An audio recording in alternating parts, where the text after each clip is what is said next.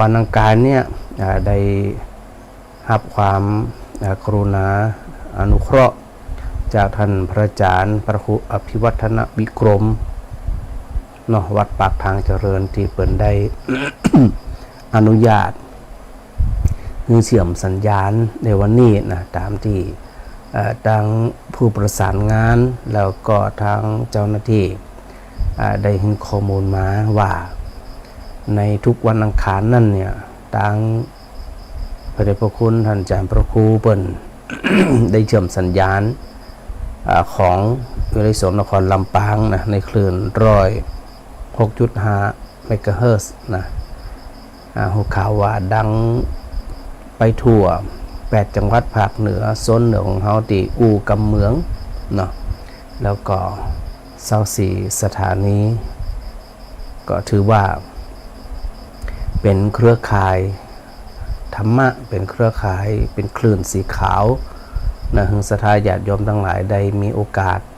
ได้พบปะได้ฟังสาระธรรมแก่นธรรมคติธรรมไปจนถึงการตอบปัญหาของศรัทธาญาติโยมทั้งหลายโดยเพราะว่าบางทีบางท่านมาเปิ่นก็อยากจะสอบถาม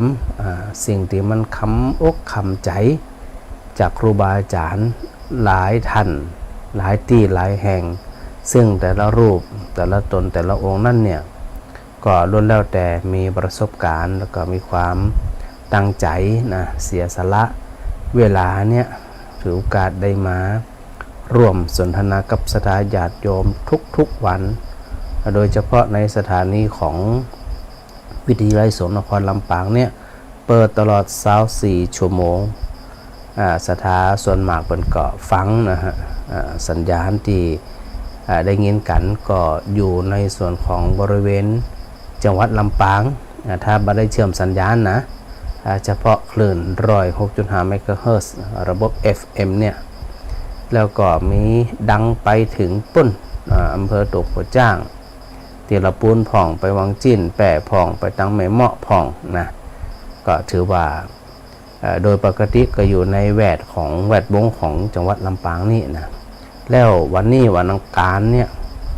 กันอย่างที่ได้ตะกี้ว่าได้เชื่อมสัญญาณไปทั่ว8จังหวัดภาคเหนือก็ถือว่าศรัทธาญาติโยมมีโอกาสนะฮะได้รับฟังหลายๆรูปแบบหลายๆสไตล์นะแล้วก็เพื่อศรัทธาญาติโยมที่มีความสนใจใส่ใจในการฟังธรรมะนะหลายคนหลายท่านได้โทรศัพท์หาพ่องถามปัญหาธรรมพ่องอย่างพ่องเนี่ยโอ้ยเสนิติว่าบ่ต้องพอทีวีกันละนะช่วงหลังๆฟังตุเจ้าฟังธรรมะกันสุขใจกันสบายใจกันนี่นะจากที่เคยเครียดเคยกังวลนอนบัดลับอย่างต่างๆพอมันวางได้กูอย่างมันก็เบาแล้วมันนักนะถ้าเฮาบอกวางมันก็แบกเหมือนกับแบกของมาสวะสักเตือเนาะมันก็นักอะสถามันเนี่ยเฮาทั้งหลายเนี่ยได้รับฟังสิ่งใดที่เขาเคยได้ยินมาแล้วนี่นะเขาก็ได้ยินต่อเนาะได้ยินแหมนี่สิ่งใดที่เขายังบ่ได้ยินเขาก็ถือโอกาสได้ยินด้วยนะฮะเดี๋ยวในช่วงแรกๆอาจจะถือโอกาสได้ทักทายกับศรัทธาญาติโยมก่อนเนาะเดี๋ยวช่วงสักชั่วโมงหลังๆหรือว่าสักครึ่งชั่วโมงก็จะถือโอกาสได้นำธรรมะมารวมสนทนากับศรัทธาญาติโยมนะท่านแรกเจริญพรแม่ปุ๋ยป่อพมมาเจ้าให้สาวพระอาจารย์เจ้าเจริญพรได้โทรหาเหมือนนะนั่นน่ะก็หายเหมือนแล้วนี่นะตัดนะกะจะได้เหมือนกันเปิ่นกดบัตรตันแล้วเนาะเจ้าได้ห้าก่อนท่านพระอาจารย์สมชาติเอาไปก่อนหมายถึงอันทุนการศึกษานั่นแหละแม่ล่ะเจ้าโอ้ถ้าผ่านท่านพระอาจารย์มหาสมชาติก็บ่มีปัญหาอยู่แล้วเจ้าประสงค์มาเรียบร้อยละบ่ต้องกังวลอนุโมทนาสาธุเนาะได้ถามปัญหาอย่างเขาพังหมดกระจายทั้งวันนี่ฟังอย่างเดียวก็หมดแล้วไม่ได้ถามแล้วเนาะ จะเอาคนถามหาฟังเอาอย่างเดียวอ่ะ นั่นน่ะ เปิดไขหัวเปิดจอบปัญหากันหยังกันนะกะ กันน่ะกะถามผ่องคนนั้นถามผ่องคนนี้ถามผ่องแล้ว วัน ก็ นึงแต่ถึงวันนึง น่ะกะอันก็เอาได้ความรู้ได้ความเข้าใจในหลาย ๆ ด้านตัว เจ้าเอาฟังเอาคนเดียวเขาต้องถามหยังนะเจ้าเปิดฟังเปิดบอกให้มันถูกหมดเลยเนี่ย สุขใจนะ ใช่เจ้า ดีละสาธุแม่ปุ๋ยปอกพรหมาน อนตัวให้เรานอนทั้งกันได้ อ๋อดีละสาธุเจ้าบ้านแม่ไทยเนาะ ตั้งใจเจ้า เจ้าสาธุ เจ้า สาธุในช่วงแรกดีอันพระอาจารย์ว่าถือโอกาสได้ทักทายกับสถาญาติโยมก่อนนะเพื่ออันสถามีอย่างขับอกขำใจ อยากจะอู้จะจ๋ากันก็อู้กันมาก่อนเนาะถือโอกาสได้ทักทายเจริญพรแม่ตา วันถูกจะพี่หลังก็ วันพุธบ่ผิดหวังเปิ้นว่าอันถ้าแม่โทรหาเปิ้นในประมาณสัก6 โมงเกิงเปิ้นจะออกจากงานปุ่นมานะแม่โทรหาเปิ้นตัวจะได้แวะหาแต่พระอาจารย์กำชับแล้วเจ้า มีคนมาฝากซองนี่ได้16ซองแล้วนะ โอ้ยสาธุแต่พระอาจารย์กำชับอันตุเจ้าละเปิ้นฮึว่าอันเปิ้นมาแวะ 6 โมง ครับ เกิน 6 โมงก็แม่โทรหาเปิ้นนะ เจ้า เปิ้นจะมาถึงหันก็ประมาณสัก7 โมงเกิงบ่นะก็7 โมงเกิง8 โมงพุ่นน่ะเจ้า เจ้าแม่จะข้ามไปอยู่ลายตัวน่ะ ฟังขึ้นนะแม่เนาะ เจ้ามันพักขึ้นมันพักขึ้น สะดวกก็บ่สะดวกอะแม่ข้ามไปฟังพุ่นสะดวกกว่า สะดวกจ้ะ อ๋อ แม่ ได้ สะดวก โอเค ถ้าสะดวกก็ข้ามถ้าบ่สะดวกก็บ่ต้องข้าม แม่สะดวกแม่สบาย โอ แม่ เค ไม่เป็นหยัง เยี่ยมเลยเยี่ยมเลย ยังคนมาเป็นอย่างเลยทำได้สบาย เฮ้ยสาธุแข็งแรงดีแตะ จ้าแข็งแรง สาธุบนรักษาจะ ขอให้จะไปคิดหวังแต่วันถูก เดี๋ยวพระอาจารย์จะกำชับแห่งกำหนึ่งวันถูกนะ ต้อง แต่ ทับเพื่อกรรมเด้อ แต่ เจ้า แต่ เด้อ แต่กี้กำเปล่ากำชับแล้วเจ้าตะกี้นะ ที่เขามาผากซองแบบบ้านแม่เนี่ยบ้านอย่างเนี้ย ดีละสาธุ เอา เจ้า กับแม่แล้วก็แม่เขาตัวฝากจริง อ๋อดีกะ ๆเจ้า โมทนา ไว้จ่เด้อ สาธุเจ้า เจ้า เจ้าแม่บัวไข่ เจ้า เจ้า ฟังอยู่แล้ว ฟังอยู่ชัดเจนนี่เนาะวันนี้เนาะ เจ้า ดีละ แม่เจ้า ฮะ แม่คำแปงคนใครได้กระถานะ แม่คำแป้งใครได้กระถาหยังคาถาลุงพลน่ะ แม่คำแปง คาถาหยังคาถาลุงพลนะกะ ทางลุงโพนนะ พระอาจารย์ยังบ่ได้ใจกำเตื้อ คำแปงเงินสีงามมันโทรหัวจ้าง กะโอ้เปิ่นใครได้แหละ แล้ว เดี๋ยวจะพิมพ์ไปบอกของเปิ่น เพิ่นเจ้าเพิ่นฟังอยู่แต่เพิ่นโทรบัดจ้าง อ๋อเดี๋ยวก่อยๆอันก็ถ้าใครโทรมาก็โทรมาช่วงอันหลังรายการนะแม่เนาะเดี๋ยวจะอันก็พิมพ์ฮืออย่างฮืออีกอะ บอกเดี๋ยวเขากลัวแม่บ่ไขไปกลัวบัดนั้นโมจังไม้ละปูน อ๋ออันตอนนี้ยังมีไผโทรมากำเตือบ่ฮู้ว่าสัญญาณมันเชื่อมไปหรือไม่นะฮะเพราะว่ายังบ่มีสัญญาณอื่นๆมากำเตือนเนาะส่วนมากจะเป็นคนลำปางเขาเหมือนเดิมเจ้า โอ้วันแรกนะวันแรกนักเนาะ เจ้าวันนี้ก็เลยไม่แน่ใจว่าอันใดอันสัญญาณเชื่อมไปหรือไม่เนาะโอเคสาธุแม่บ่ไผสาธุเจ้านอนพังอยู่ไหน เจ้า เจ้า สาธุสาธุ แม่คำแปงก็ฟังอยู่เจ้า เจ้าแม่สุขำบานจัวบานจัวสปราบหานั่นมาหับเหีย เพิ่งได้เห็นละนี่ครับหมายนี่มาละแสดงว่าเป็นเชื่อมสัญญาณให้นะแม่ใส่ท้องมันหงนี่นะ เจ้าแต่ว่าสาเจ้าพระอาจารย์ นั่น โทร น่ะ จากวันโฮงนะเจ้า นั่นน่ะก็แสดงว่าเป็นเชื่อมสัญญาณ อำเภอมันโฮงจังหวัดลำพูนชัดเจนดีเจ้า ชัดเจนดีกะ จาก98.75นี่นะเจ้า โอ้เข้าถ่าถ้าชัดเจนนี่ก็เข้าถ่าแล้วพระอาจารย์เนาะนี่มาดักแซบอีเนี่ย ได้จะได้กับบางๆกระโทรมาหน่อยไหมเนาะ เจ้าจะขอฝากอันคำข้าวสักคน ได้ นี่จ้ะ เลยได้เลย ตะกี้เห็นว่ามหาสงสารเจ้าก ะ เจ้าเปิ้นว่าตามีหน้าพอหน้าบ่หันก่อนหน้าขอหน้าบ่หันเข้าดอบ่เจ้านกเขาบ่หันนี่เก็บเป็นมันหันแจกใบ อืม ถ้าเปื่อนตัวหนูว่าตัวบ่ไหวหนีจากแสงไฟดำก้อยไปหวังเปิ้งแสงแมงค่าตัวน้อยเก็บหันจากเปล่งป้อยดีกาเหมือนเต้งไข่มดตกใส่วังป้าบ่มีปัญญาจะดารอดได้ เกิดด้งอดก่อนบุญขอนคนนอนบนบุญไส้จะแก้อย่างใดยากล้ำเปียกพัดปูปลาที่อยู่ในน้ำบ่รอดตายได้สักลาย คนเฮามนุษย์สุดท้ายต้องตายเกิดมาบันไดตัวเดียวเปลี่ยวย่อยบ่มีสิ่งสังที่ตามจองห้อยกล้าตัวคนเดียวแต่ตักข้อมห่อโคเฮือนบ่แฟงบ่ฟักตายแล้วบ่ได้ไปตัวยแม้แต่เปียกช้าบีบค้าวงโกยบ่ได้ไปตัวยเหมือนเข้าคุกคอกคนเฮามันจะดีเมื่อป้าอ้อมปอกคนเรามันจะวอกมันถึงวอกเต้าตายนะเจ้า โอ้ยจำหมดเลยกันนี่ฮะจัดแตะจำหวานนะฮะโอ้ยสาธุเจ้าสาธุหม่อนแตะสาธุนะส่วนอันสถานีฟังรายการของพระอาจารย์อยู่ขณะนี้ก็สามารถที่จะโทรศัพท์เนาะมามาจ๋ามารวมสนทนากันนะเนื่องจากว่ารายการของพระอาจารย์เนี่ยตั้งรายการชื่อว่าสนทนาภาษาธรรมะกันเนี่ยภาษาธรรมะก็คือปรารถนาดีมีอย่างอัน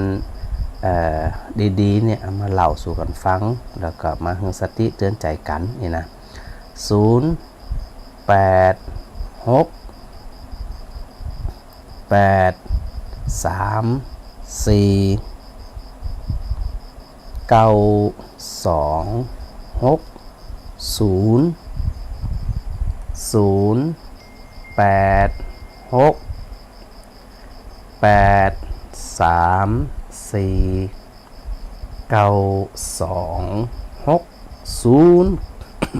นะเพื่อท่านได้จะอันโทรมารวมสนทนาแม่ก็ ความยาว ฮะ แม่สุภาเจ้า แม่สุขำบรรโจสปราบ เจ้าฝากบัตรของอันป้อปั่นไปปุ่นละเด้อฝากตัวละทีเด้อ สาธุเจ้า บอกคืออันไปฮับของเมนั่นตัวเนาะเพิ่นว่าจะไปฮับน้ำพุกน่ะ เจ้า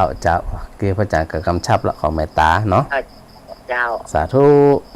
ชัดเจนนะเจ้า เจ้าสาธุ เจ้า เจ้าเอ้าแม่บัวเทียนบานส้มฮกนี่ เจ้า เจ้าโอ้เปิ่นฟังตึงวัน ไว้ ฟัง เจ้า ฟังตึงวันกูตนกูองค์เลยกะ ถึงวันกูโตนกูองค์ โอ้ ฟังพื้นมากับฟันบัดจบรับละแต่วันนี้ตั้งอกตั้งใจตั้งอกตั้งใจฟังเด้อ ถ้าบ่ตั้งอกตั้งใจเห็นรับละปล่อยตัวเจ้าอูคนเดียวแมบนะ ฟังตัวเจ้าโอมาต้องสอบรับลูกปั่นไปเจยฟังเป็นประจำเด้อ สาธุตั้งบันแปนบันสายยังมาหันโทรมาเลยนี่ฟังผ่องก็ผมฟังมาหูนี่ มันเป็นบรรษากันนี่กับบัญชาแล้วบ่ การนิสาสมภพอ่ะเจ้า ทั้งเขามันจังโท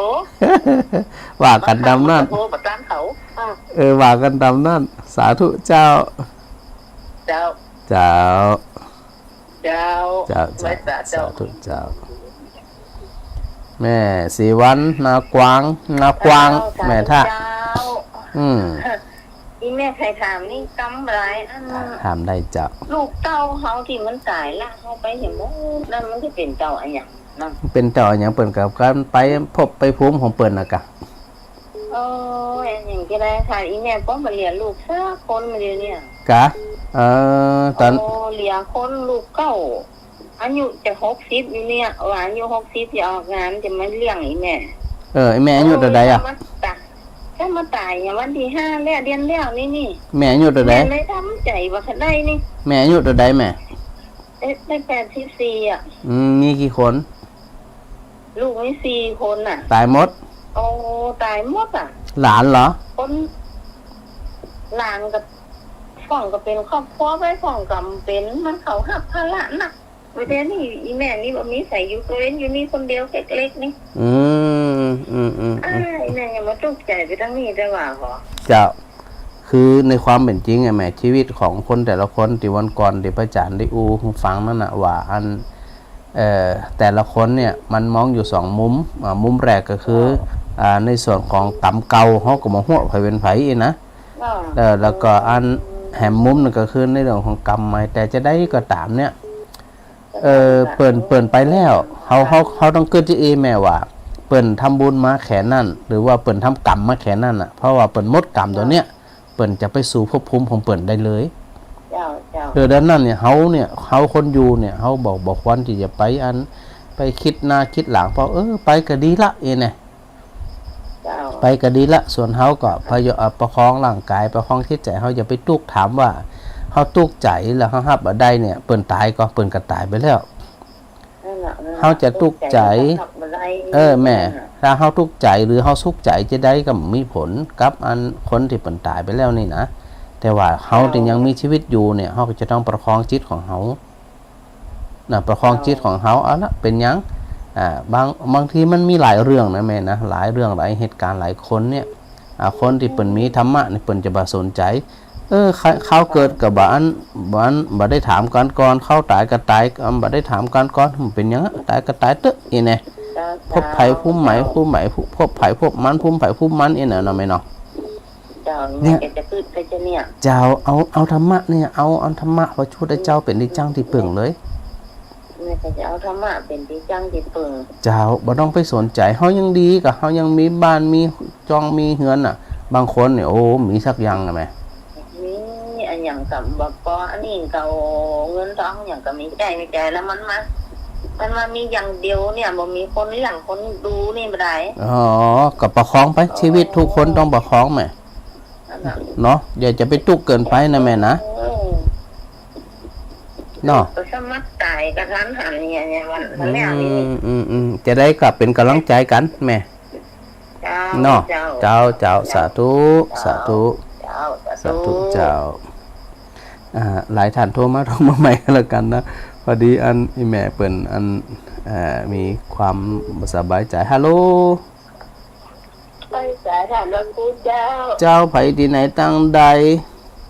แต่ฉลาดแกสอนเฮ้ยมังปานเจ้านี่เปิ่นโทรมาแล้วนี่แม่ฉลาดนี่เนาะเจ้าไปกูข้างแต่เดิมตานแล้วมานี่จะได้จะโทรบ่ได้กับมาได้โทรก็มากะบ่ตานสักคำแต่วันนี้ตันเนี่ยอันจะแต่ซ่อนฟังชัดก่อนยินตัดเป็ดดีเจ้าไม่อันคลื่นดารุนี้นะกะเจ้าขึ้นเป็นตรงนี้160นะเจ้าฟังตั้งแต่กี่โมงถึงกี่โมงนี่ฟังกันแหลกเนาะโอ้สุขใจเลยเนาะกูตัวกูโอ้มันทุกคืนไหนยอมไหนอยู่คนเดียวน้องมันไม่เคยอยู่ด้วยนั่นน่ะดูต่างพระอาจารย์ว่าอยู่คนเดียวมันดูต่างดิมันสงบดินั่นน่ะเขาจะไปลืมว่าอันชีวิตความเป็นจริงเนี่ยมันอยู่คนเดียวมันตายคนเดียวมันไปคนเดียวนะมันเหมือนมีไผไปด้วยไผอ่ะ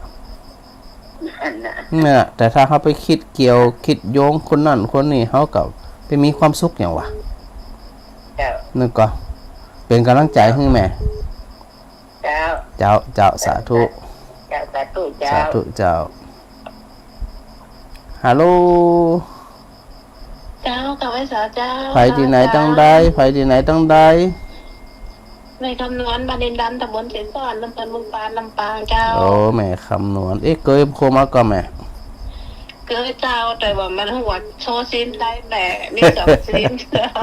มันหลูลำไปเจ้ารอฟังคำหนักอยู่เน้อเจ้าบัลลับเจ้าบัลลับจะไปรับอย่างถ้ารับละตัวเจ้าบัดได้นะรอฟังคือตั้งว่าชุดตัวชุดองค์เจ้าฟังถึงถามถึงเจ้าดีกะฟังแล้วมันจะได้พ่องก็มีความสุขอันยังต้นเต่าธรรมะนะเจ้าเนาะมันเป็นที่จ้างที่เปิงแบบเอาผลเนี่ยผลจึงห้องหวาน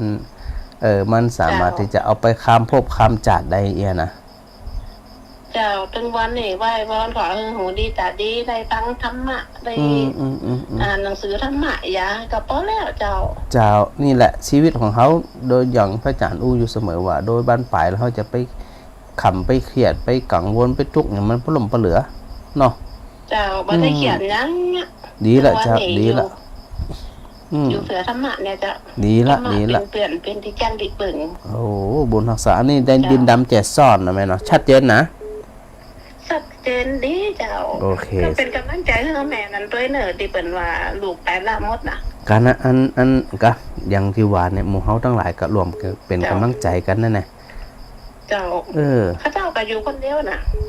นั่นน่ะ ก็อยู่โอ้ธรรมะเนี่ยเป็นเปื่อนเจ้า ถูกต้องถ้าห้าบ่เอาธรรมะเป็นเบื่อนอู้ตายก็เฮาไปคิดอัน มันได้อะ ตุกมันได้อะเจ้ามันได้เฮาจะไปคิดว่า ลูกไกลลูกมันจะอยู่ก็อยู่ต่างจังหวัดอยู่ใต้อีสานนะ เขาจะไปคิดว่าคนอื่นเนี่ย อันที่เปิดมีลูกมีเตาเปิดสุขสบายบางคนมีลูกมีเตาอยู่ด้วยก็ตุกก็มีนะ โอ้บางคนมีลูกยังตกนะเขาอยู่คนเดียวนี่สบายที่สุดเจ้า แม่ ส น บา น่ะ ยใจขนาดเจ้า ถึงเขาตายกับตายจังมันอย่างเขาบริหารร่างกายเขาดีเขาทำเสบียงหาทางเขาดี เกินก็ต้องเกิดเนาะ แม่นตั้งใจทำบุญ เจ้า ทำทานรักษาศีลไปทำสมาธิไปกันเนาะ เจ้า เจ้า ตามศีลภาวนาเนี่ยเจ้า นั่นน่ะดีละสาธุเน้อแม่คำนวณเน้อ เจ้า เจ้าสาธุ เจ้าติดตามตลอดเด้อ สาธุเจ้าสาธุเจ้า เจ้ากลับไปซะ สาธุแม่อ้อยบันหมอ ใจเหรอ ฮะ ใจเหรอ ภูมิใจสักคำอีก ใจบ้านหมอลมอยู่นี่ เป็นบ้านวังมอไปเหียอีก อยู่จังหายวัน เดี๋ยวนี้อยู่เชียงรายกะ เจ้า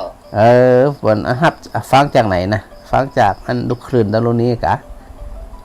ขึ้นไอ้อย่างก็ขึ้นเวียงกระเป๋าอ่ะ โอ้เปิดไปฟังคืนปุ่นรู เวียงก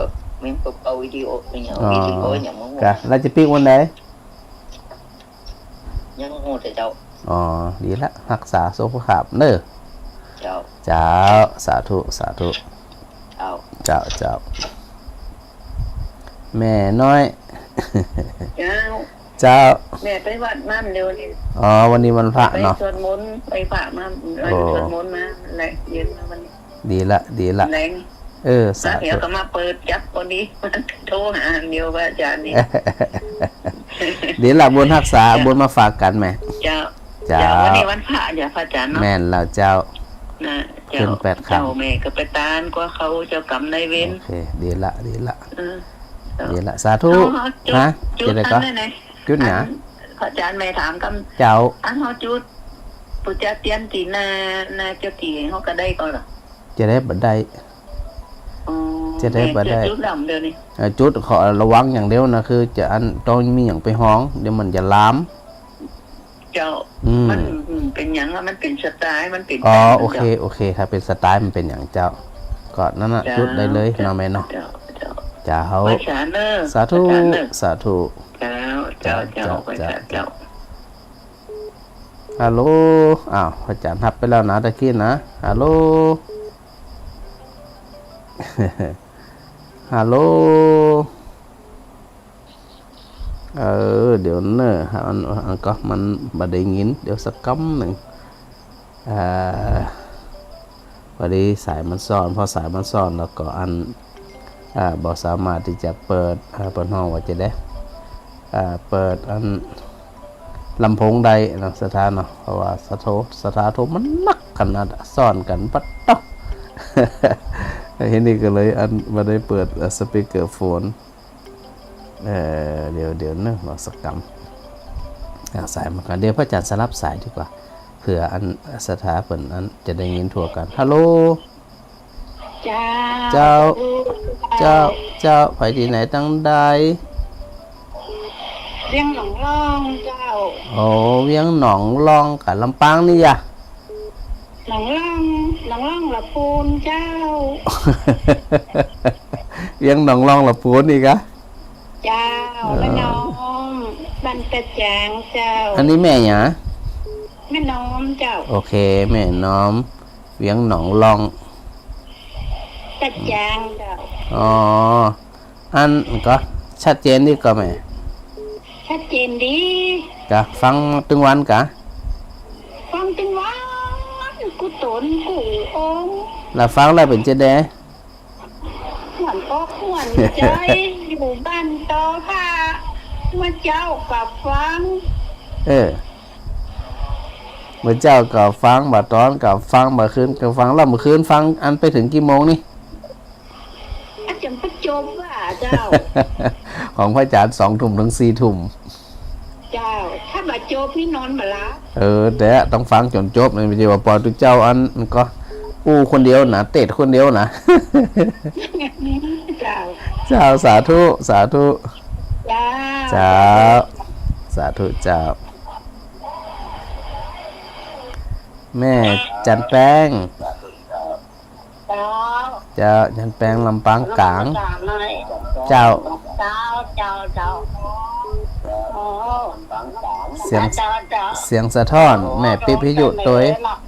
ฮะ ไปกับติดถ้าไม่ได้โทรจัดเบอร์หน้าต่าง กันหน้ากะ นอนฟังจึงวันละ บันไดโทรจาดเหมือนแล้วนี่ น่าจะเหมือนแล้วเจ้า เจ้า จันเปิดมาเจ้าทั้งอาจารย์ผู้กับหมูสันพาอยากกระตุกใจแล้ว ก็ม่วนใจดีกันเนาะ ม่วนใจแล้วจึงวันนี้นะ เจ้า เป็นกำลังจิตกำลังใจคนเท่าอยู่เนาะ นั่นนะกะจะโดยบ้านปลายชีวิตกะเอี้ยเป็นกำลังใจกัน มีสติคือกันอย่างกันนี่กะ จะตื่นแล้วนะ เจ้า ฟัง เจ้าเจ้า ผู้ลุงยองเนาะ โอ้ยมันก็มีตัวเจ้าหลายตนหลายทัน จนถึงตีห้าเนาะ เจ้า มาเจ้าละครับก็ไม่ขันไม่จะเอาสิ่งปีตุ่ม อืม ลบมาไหนก็รับมันน่ะ ได้ โอ้เป็นชีวิตจิตใจแท้ๆเขาตั้งที่บ่เคยดูเลย มีหลายคนเนี่ยมาเปิดทีวีเลยเดี๋ยวนี้นะฟังแต่วิทยุบางคนเนี่ยซื้อมา2 อันก็นะวิทยุนี่นะ เจ้าถึงบอกทำมาเนี่ยหนังไหว้พระอย่างไปตัดถึงเอาแล้วเลยเปิดวิดีโอ เจ้าดีละสาธุแม่จันแป้งสาธุ จัง2 เที่ยงนะ 2 เที่ยง ทั้งบัตรจัดเนาะเอาเครื่องนั้นมาตอบ ยำไปเนาะ ฮะ ยำไปเนาะ เจ้า สาธุแม่สาธุ โอ้มีความสุข เจ้าสาธุเนอ เจ้า สาธุเจ้า อายุมั่นขวัญยืนเลยมัน เหมือนกันสาธุเจ้า ขอเป็นที่ตั้งที่เปิ่งของคนเฒ่าคนแก่ ได้เลย ย้ายสุขใจถึงวั เจ้าโยงเพิ่นน่ะโยง2,000 ปีกันแล้วกันตัวเจ้าจะเตะไป2,000 ปีบ่น่ะโยงถึง ย้ายอายุคนเดียวนั่นน่ะนอนฟังกับวิทยุถึงวันนี้นะ เจ้า มันเป็นนิสัยมาอู้มันตัวอยู่ตัวเอง ดีละสาธุบุญรักษาแม่ เจ้าลูกหลานก็อยู่บ้านเป็นพุทธนะ เจ้าสาธุ แจ้งมาเผื่อไปทำงานเนี่ย เจ้าโอเคแม่สาธุเจ้า เจ้า ฮัลโหล ไปสาเจ้าพระอาจารย์ เจ้าไผที่ไหนตั้งใด แต่กองแรงเมื่อกันเย็นนะคืนนางปันจากวัดลำปาง โอ้แม่ก็ ในกองแรง แม่กองแรง เจ้าติดตามฟังตลอดแน่ กะเมืองปานนะแม่เนาะ เจ้าทั้งกูตุนโค้งทุกคืนเนี่ย จ้ะ ถ้าไปทำธรรมะเนาะตึมรับอ่ะ นอนเหมือนรับแตกกะ เจ้าก็เอาต่อจบอ่ะ กะมันจะว่าไปมาตัวเจ้าตัวเจ้าบ่ได้เตะทำมันบักคืนเนี่ยนอนบ่รับเหมือนกันนะ น่ะละทั้งเจ้าละคือที่ตั้งที่ปุ่นติงวันนี่ แม่น จ้า แม่น่ะดีละบุญรักษานะแม่เนาะเจ้าสาธุ สาธุแม่บ้านเย็นสีหมดเกล้าเจ้า ชัดเจนดีเจ้า ชัดเจนพระอาจารย์การก็ได้ยินชัดเจนดีนี่นะแม่เนาะสีหมดเกล้านี่นะเจ้า ชัดเจนขนาดเลยสิมาเจ้าฟังกันจัดหนักเลยเจ้าก ะอันหันฝากซองอันรวมทำบุญทุนการศึกษาจัดนักจัดหลายอยู่ เจ้า สาธุ จะบอกว่าที่ท่านอาจารย์ว่ากระถาของลุงพลน่ะ เจ้า เปื่อนของแม่บ้านเย็นเปิ่นชื่อแม่บ่เย็นเราเปิ่นเอาไปเป่ามือหลานเปิ่นที่โดน โดนต่อหน้าว่าเปิ้นว่าหายดีว่าแห้งหมดเลยว่ะ โอ้เข้าท่าพระอาจารย์ยังบ่ได้ใจกันแต่นี่เนี่ยยังคอนเฟิร์มอยู่นะ เจ้าได้ยินเปิ้นว่าหลาน ดี เปิ้ กัน นนอนหนาบว่ะ อ๋อดีละเดี๋ยวจะได้ว่ากันต่อนะแม่เนาะ ให้หายแห้งหมดเลยว่ะ ดีกันเจ้าโอเคสาธุแม่ คุณดีเจ้าสิมาเจ้าเป็นกำลังใจใช่ไหมเจ้า สาธุ เจ้า เจ้า เจ้า เจ้าก็อันหลายคนหลายท่านเนาะโทรมาโดยตลอดก็อย่างที่หวานนั่นนะอันก็สถานที่เปิ้นบ้านไก่ผ่องไก่ผ่องนะที่มีโอกาสได้รวมโทรศัพท์ได้รวมถามไทยสายมันซ่อนกันค่อนข้างที่จะหนักนะสถานนะดังนั้นเวลาอันพระอาจารย์ฮับนะบางทีฮับสายหนึ่งกับลุดสายหนึ่งเองนะฮัลโหลวันชนะมาสอนอาจารย์ค่ะ สาธุลูกแล้วก็โทรอันมาถามปัญหาทำตึงวันนะหักขนาดนะเป็นตีอันชอบอกชอบใจเนาะคนเท่าอันปู่ย่าตายายนะลูกนะครับผม ผมอยากพูดว่าตุงตีปักไว้ข้างถนนเด้อตุงตีปักตีข้างถนนเพิ่นแปลว่าเพิ่นเป็นจะไรอ่ะ เวลาเปิดมีการมีงานนะกล้าแหละเวลาเปิดมีงานวัดงานวานั่นมันก็ครับผม ตุงเนี่ยถ้าชักคะเปิดห้องว่าถ้าถือธรรมเนียมมาเนี่ยเปิดมาตั้งแต่มันเหมือนก็เป็นทุงใช้เองนะแต่ว่าบ้านห้องห้องว่าเป็นตุงเองเนาะดังนั้นเนี่ยลักษณะของทงเนี่ยของตุงของทงเนี่ยเป็นลักษณะของความประสบความสำเร็จหรือว่าเป็นลักษณะของการของงานที่สร้างบุญสร้างกุศลเป็นเสียส่วนใหญ่ถ้าในทางพุทธศาสนาของเขานี่นะ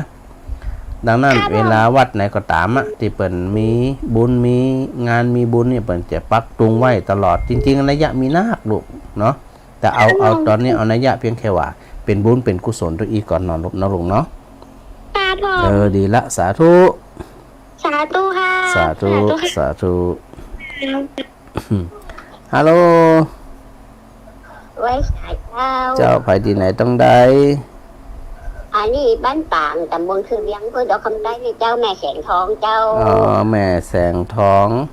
อย่างชัดดีนะเจ้าชัดเจนดีเจ้า ชัดเจนนี่ครับอันนี้พะเยาอีกแล้วอย่างก็ตะกี้ เจ้าจากวัดพะเยาเจ้าฟังชัด ชัดเจนดีดีละสาธุเจ้าฟังกูโจรกูโอ้ทุกวันนะเจ้า เลยเป็นบุญเนาะแม่เนาะ โอ้เอาธรรมะน่ะเป็น เจ้าสาธุสาธุ เจ้า เจ้า เจ้า กับล้างใจนะ เจ้า เจ้า เจ้าฮัลโหลกราบไว้สาเจ้าพระอาจารย์ เจ้าไปที่ไหนต้องได้ แม่รัดดาบ้านห้วยเขากำเจ้าประจุน อยู่จุน พะเยาเจ้า จุนพะเยาแม่ฟังตึงวันฟังอังคารตาฟังนะทุกวันเจ้า วันนี้ก็ เจ้าถ้ามาเป็นจิตใจน้องสบายใจแม่ก็แกละกะแกนี่คืออันจะต่อได้แต่วันนี้ถ้าเป็นวันบ่าย3แล้วเจ้า70แล้วเจ้า70ปลายบ่ได้แม่อยู่คนเดียวเจ้าเนี่ยส่วนมากเนี่ยที่อันฟังรายการธรรมะนะเพิ่นจะอยู่คนเดียวเป็นหลักเจ้าสาวทำงานที่อื่นเจ้าก็ดีที่พระอาจารย์ว่านะก็ถือว่าเป็นจังหวะที่สงบดีอีกอ่ะเจ้าสมาปฏิตั้งที่เปิ่งเนาะเจ้าสบายใจแม่ให้กำลังใจนะเจ้า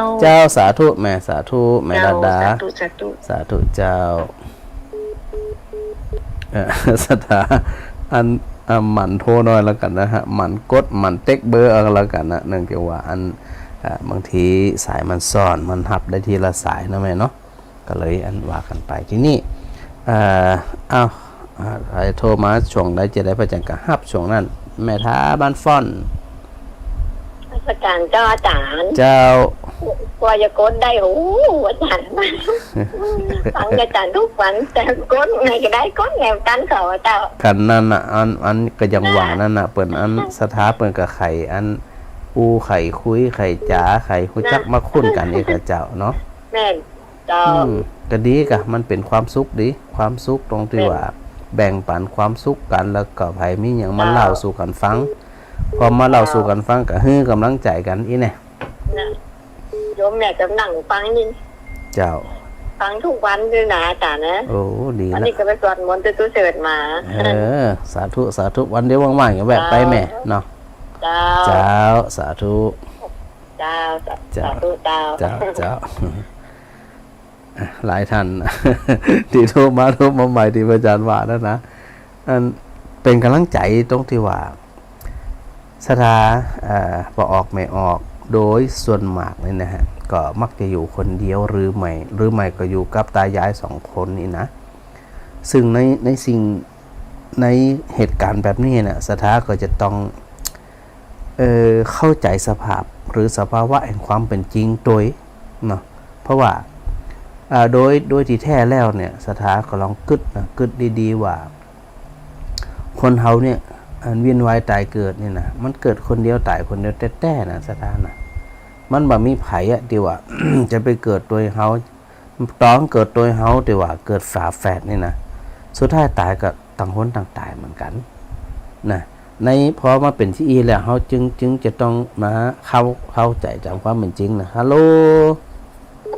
เจ้า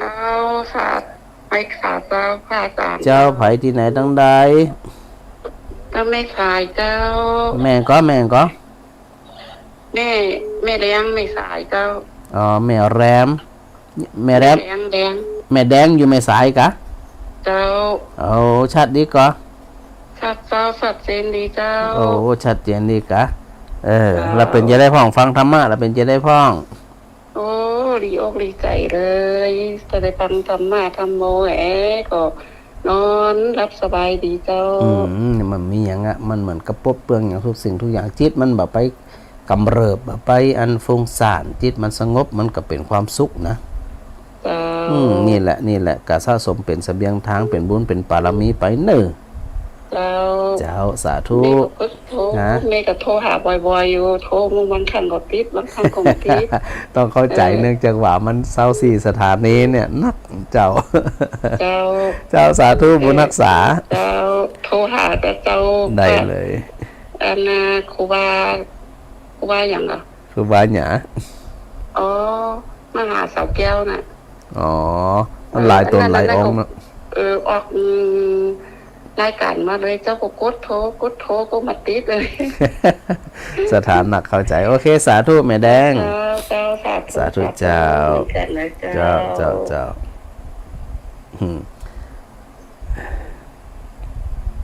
หับกันไปอันแม่สมพรนำดิบป่าซางแม่สถา เจ้าท่านมาหาอันอาจารย์ เจ้า โอ้กดได้กดบ้ากำลังติดไว้เดียวเนี่ย เขากดขนาดนักอ่ะ เป็นบุญเป็นน้าบุญแล้ว ก็หลายท่านก็ต้องเนี่ยบันทึกว่าอาศัยความเพียรพยายามเหมือนกันนะ เจ้า เพราะว่าตีอันพระอาจารย์ระหว่างฮับกับบาฮับเนี่ยมันเกิงดอกเกิงเลยนะสถานนะมันนักขนาดอ่ะสถาฟังเนี่ยโอ้จื่นใจ วันนี้สถานนักแต่กะ จื่นใจเจ้าสถาเปิดฟังธรรมะมีจิตใจเปิดห้องว่าผู้ใคร่ในธรรมเนี่ย จ้า ผู้ใคร่ในธรรมก็หายในธรรมก็ดีละฟังตลอดนะแม่เนาะ เจ้าฟังตลอดเจ้า ดีละสาธุ อันนี้เนี่ยก็อยู่คนเดียวเหมือนกัน เนี่ยนะเดี๋ยวจะเอาเรื่องหนึ่งก็เปิดห้องว่าการอยู่คนเดียวเนี่ยนะปรับว่าการอยู่คนเดียวเนี่ยจงปรับจิตปรับใจจะได้เองนะ เจ้า เจ้าได้ละสาธุแม่ ลูก นะ มี2 คนก็ทำงานอยู่เชียงใหม่เพิ่นคนหนึ่ง อันมีครอบครัวอยู่ด้านเลยรอเพิ่นคนหนึ่งกับได้มาอยู่กับแม่สักคน อ๋อก็อยู่คนเดียวนี่เนาะ จ้าอยู่คนเดียว พ่อ โยมพ่อก็เสียไปได้ยัน5 ปีเข้ามาเนี่ยแม่ก็อยู่คนเดียวน่ะ ก็ดีละอยู่คนเดียวก็อย่างที่พระอาจารย์ว่าสงบดี เจ้า เจ้าสา เอาธรรมะเนี่ยก็เป็นที่พึ่ง โอ้จะมีอย่างดีไปกว่าไปธรรมะนี่มีละแม่ เจ้าเป็นธรรมะโอสุตแต่เลย ดีละสาธุเจ้า จ้า เจ้าไว้ เจ้าสาธุสาธุ กำลังใจทำเลย สาธุเจ้า การที่อยู่คนเดียวเนี่ยสถานนะสถานจะต้องเข้าใจที่พระอาจารย์ได้อู้ถึง แล้วก็พระพุทธเจ้าได้เตือนอยู่กับหมู่เฮาอยู่เสมอเนี่ยว่าบางทีบางครั้งเนี่ยเฮาไปเข้าใจว่าการอยู่ร่วมกันหลายๆคนเนี่ยมันเป็นเรื่องดีเป็นเรื่องม่วนนี่นะมันก็ม่วนระยะหนึ่งบางทีเนี่ยเฮามักจะได้ยินหมักคนหมักความมันก็คนยิ่งนักมันก็ยิ่งหมักความอีเนี่ยเพราะสถานหลายคนเนี่ยอยู่คนเดียวมันก็พออยู่คนเดียวแล้วเนี่ยเฮามาปรับความเข้าใจเฮาทำไมว่าการที่เฮาอยู่คนเดียวนั่นเนี่ยเฮาจะอยู่แบบมีความสุขแบบบ่ว้าเวแบบบ่เศร้าหมองไปหาสภาพของความเป็นจริงได้เลยว่ามันเป็นที่อีเนี่ยสถานจะบ่ได้เศร้าโศกฮัลโหล ครับพ่อสมควรบ้านบกขอนเมื่อกี้ดีครับ เอ ในอา อ จารย์ครับ ป่อสมปลายแล้ว โอ้ได้อยู่ บ่ใจว่ามีใหม่แล้วตุกกว่าเก่านะ คือกำลังใจคนแม่ตะกี้เนี่ยคือกำลังใจเพิ่นเนอะ เออ แข็งแรงเนี่ยคือเพิ่นมีเจ็บมีเข็นเนอะ นี่แหละเป็นกำลังใจกันที่เอี้ย ครับ อืม ก็ฟังอาจารย์สาธุ ฟังโดยหมอกดูลิโอเพราะว่าเข้าที่มันตัดไปเหี้ยครับ ดีละสาธุป่อสมควร ครับ สาธุ คือคนอื่นว่าปล่อยสมควรคือปิดห่วงคุณสีขาวทุกคนนะครับเด้อ สาธุบุญรักษา คือกำลังใจทุก ได้เลย คือสีขาวเขาคือกำลังใจกันทุกคนนะครับเด้อ ได้เลยชื่นใจสาธุสาธุ ครับสาธุครับ จ้ะแม่น้อยฮัลโหล ไว้สาเจ้า เจ้าสาธุเจ้า ฟังกันอยู่เด้อ ฟังอยู่เนาะ เจ้า ดีละสาธุ สี่คนกันเด้อวันนี้ โอ้มี4 คนมีเพิ่มมาแหมเนาะ มีเพิ่มเหรอแม่วันนี้แม่อ้อยแม่ข้าวหมี แม่ทองมีคนหนึ่ง แม่วันนี้ เจ้าได้ละ แล้วก็ สาธุ แม่ข้าวหมีเนอะข้าวหมีแม่กุ้ง โอเค แม่คำมีตัว เจ้ามีสี่แถมแล้ว เจ้าสาธุ เจ้าเป็นกำลังใจเด้อถึง เจ้า สี่คนเนี่ย เจ้า โยมเดือนบันแรงโยมเดือนหับแล้วเนอะ เจ้า เอา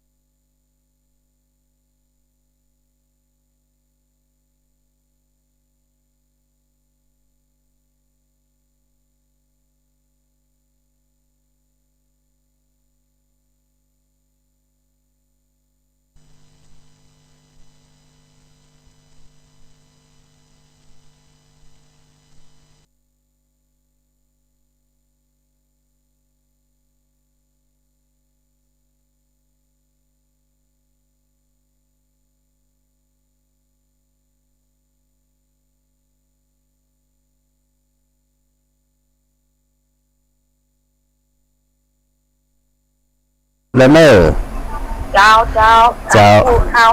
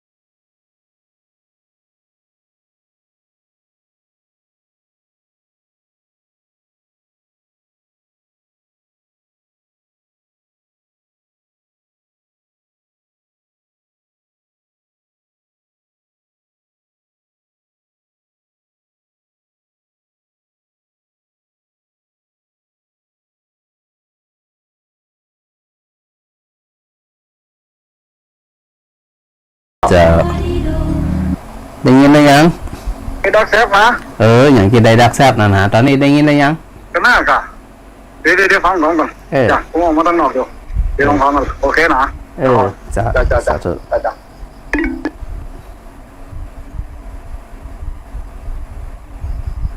ตอนนี้ได้ยินกับบ่ได้ยินน่าจะได้ยินแล้วนะสถานีวิทยุถ้าได้ยินแล้วอันส่งสัญญาณบอกประจักษ์ด้วยเนอะไปที่ได้ยินแล้วนะมันมีปัญหาตรงไหนกับบ่แน่ใจ แต่ว่าสัญญาณอินเทอร์เน็ตของพระจักษ์โอเคแล้วนะใจได้ละ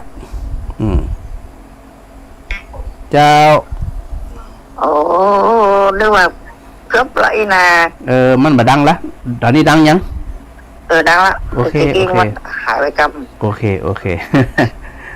สาธุ แต่มาแอดมาจะถามว่าก็รู้ว่าอันแม่มีลูกสาว3 คนน่ะ เจ้า แล้วก็คนปีก็เป็นหอเป็นเฮียนไปละคนปีคนที่2ก็มีครอบมีครัวไปละ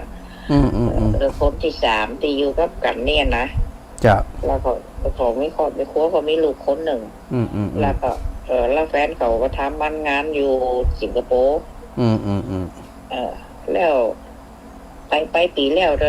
ก็บนว่าทำงานได้2 ปีล่ำเร็วเอาไปเอามาเอาว่าจะได้ดีมันเก็บครอบเก็บครัวไปอยู่กรุงเทพฯพุ่นน่ะละแม่อยู่บ้านคนเดียวแล้วลูกมันก็เอาไปคือปีฝากปีมันเลี้ยงมันแม่จะเป็นบาปคนนี้ฮะจะเป็นบาปจะได้บาปอยู่ที่ลูกที่หลานบ่กะมันจะอยู่ที่เฮาเจ้าก็แม่ก็บ่ได้ทำผิดอย่างซั่นบ่เคยด่าบ่เคยตีบ่เคย แหมน้อยมันกึดได้แม่แหมน้อยมันต้องกึดได้ใจเย็นๆเฮาก็อันรักษาสุขภาพกายสุขภาพจิตเฮาไปก่อนการกินการอยู่ก็แม่ก็ไม่ได้รบกวนนะมันยกแม่ก็อันกินเงินผู้สูงอายุเนาะเจ้ายกแม่ก็มาเจอว่าชื่อนั่นชื่อมีจีปะทะไปเหมือนเจนนะเขาบอกก็ฮู้จักประมาณเอาก็ชื่อได้กินได้ก็ชื่อเจ้าเงินคนเท่าเงินก็800ก็แม่ก็อันนี้แม่ก็เหลือนะเจ้าดีละได้เป็นกำลังใจกันให้จะได้กระว่ากันเนาะแม่เนาะแล้วเขาก็แม่เยอะแม่ก็บ่ได้รบกวนอย่างบ่ได้มาว่าบ่เคยเลยนะเจ้าบ่เคยรบกวนจะได้ว่าไปก็บอกมาบอกเดี๋ยวเดี๋ยวคือว่ากันเอากรรมนึงน้องมาไม่อยู่กรุงเทพนี่เลยยังไปทำงานเดี๋ยวพักโรงแรมอยู่ก็จะว่าสมน้ำหน้าก็จะว่าได้เจ้าจะได้ว่ากันกรรมแม่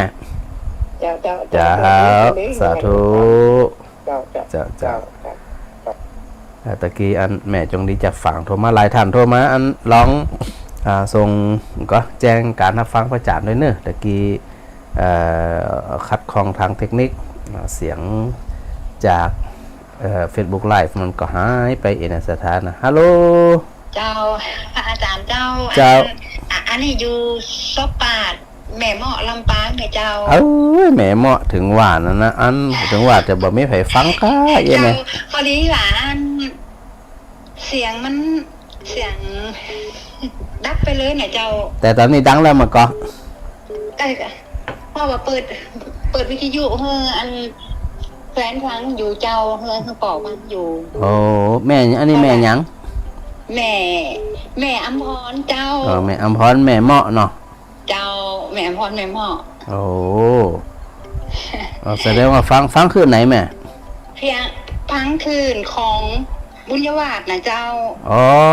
แสดงว่าฟังไปทุกวันกันนะเจ้าพาฟังทุกวันนะเจ้าเนี่ยอันมหันโทรมานี่เจ้าพังทุกวันทุกโดนทุกองค์นะเจ้าอาจารย์สาธุเป็นกำลังใจนะสาธุเป็นเจ้าสาธุเจ้า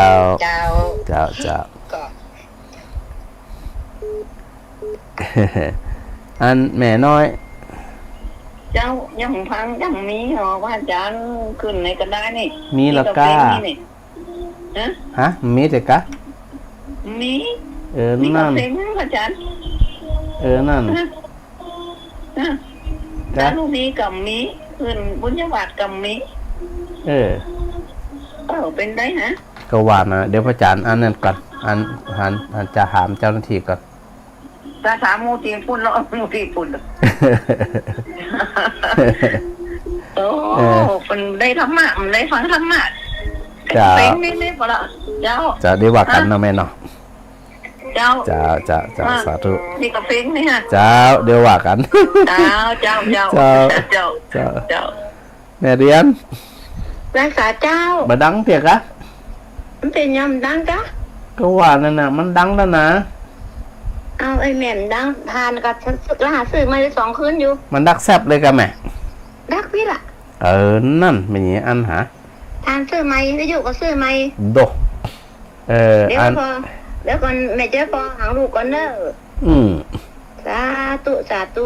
เจ้า ปออันแม่ปุ๋ยบดังเด้กะ มันไงมันดักไปเจอจ้าป้าจานเจ้า อย่างที่อันฮะ ได้ยินเจ้าหมีเจ้า เดี๋ยวว่ากันแม่เดี๋ยวกันเจ้าพระอาจารย์ทั้งเจ้าหน้าที่เช็คกรรมเนาะ เจ้า โมทนาเจ้า เจ้าฮัลโหล ขึ้น140นานหายไปไหนล่ะอาจารย์เนี่ย นั่นน่ะไม่หายไปไหนเนี่ยอันนี้ปอยัง ปอกวันนี้ครับ ปอบมีอันนี้อยู่นานกะ ข้าวอยู่นานครับ มันหายไปจะใดนี่เลยเนี่ยนะ เช็คไปขานี้ละตอนเขียนก็โลหะอยู่กันอย่างอันนี้เป็นสัตว์มีอะไรอยู่นี่ตอนนี้เดี๋ยวพระอาจารย์กำลังเจ้าหน้าที่เขาเช็คอยู่ ครับได้สาธุ ครับสาธุ ครับนมัสการครับ สาธุปอ วันนี้ฮะบัดได้อันธรรมะกันแล้วดูท่าทางในสถานนะอันมันมีปัญหาอย่างบ่ฮู้นะเน็ตผ่องอันวิทยุผ่องที่ได้ในเสียงกระทักแซบอีกเนี่ยแต่ว่าเจ้าหน้าที่สงสัยบ่ได้อยู่ก็จะได้เลยมามีไผฟังเสียงแล้วก็คุมเสียงเดี๋ยวพระอาจารย์อันเจ้าหน้าที่เป็นนี่ดูศรัทธา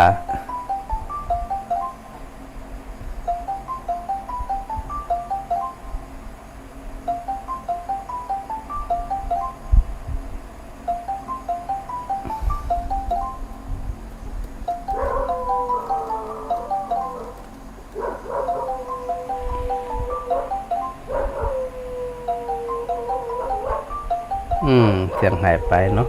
แต่บดังหาจะบดังแทะสถานนะที่สถาฟังพระอาจารย์อยู่นั่นนะพระอาจารย์เปิดแล้วนะ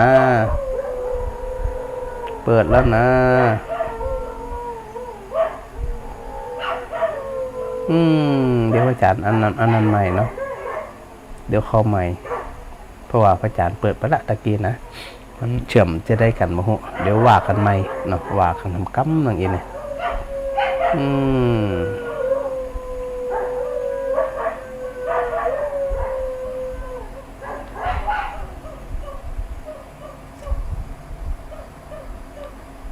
แม่จงดี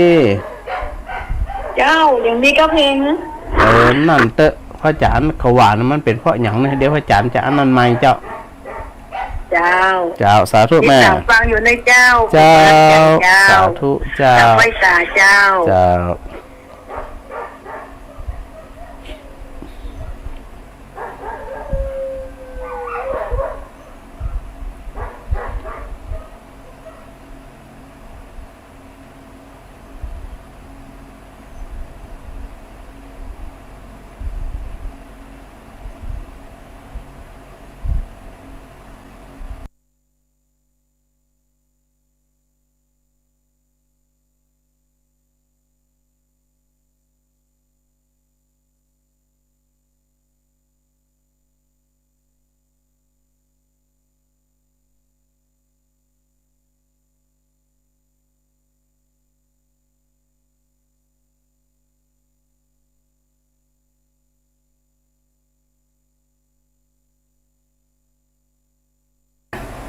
เดี๋ยวเราสกัมแหมมันน่าจะดังละ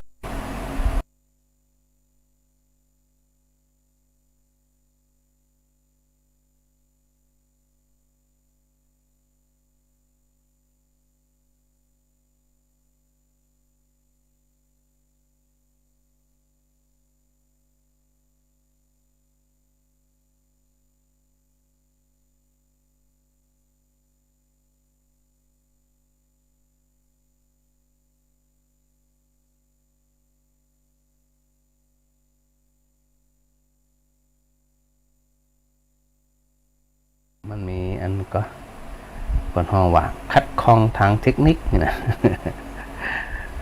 ตอนนี้ดังเลยยังมาหุแต่เสียงก็ยังมาได้ยินอยู่นะในสถานีวิทยุนี่นะ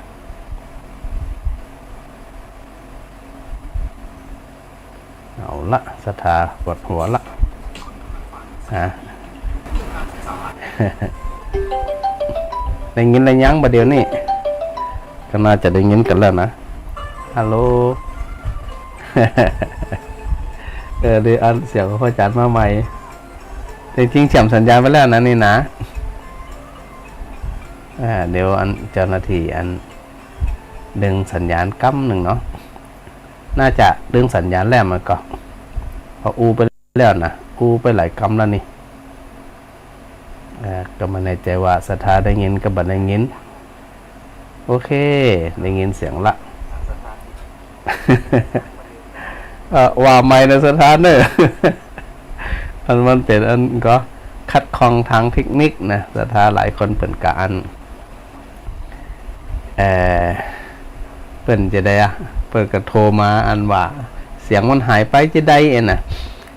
มันต้องทำใจสถาตรงที่ว่าอันเรื่องของอินเทอร์เน็ตในเรื่องของสัญญาณวิทยุนี่นะมันต้องมีหันน้อยนี่น้อยเนี่ยนะมันก็ต้องเข้าใจนะถ้าสถาเข้าใจแล้วมีปัญหาอย่างละทีนี้อันแม่ปุ๋ยได้ยินได้ยัง เจ้าได้ โอ ยิน เค แล้ว สาธุสาธุเจ้า เจ้า สาธุ เจ้า สาธุ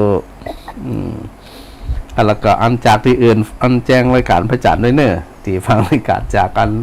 อันคลื่นอื่นๆนะฮะใน24สถานีว่าอันเสียงสัญญาณมาอะไรยังเนาะจะได้อันว่ากันต่อนะสถานะจริงๆแล้วเนี่ยในเรื่องของธรรมะที่เขาจะมามาจากันนะมีนักมีหลายสถาเพราะว่า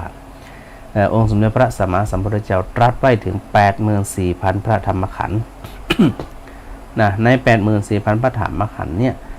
ในบรรดาหมู่เฮาทั้งหลายปุถุชนทั้งหลายนี่ยากที่จะไปจดจะไปจำถึงมดถึงเสียงใด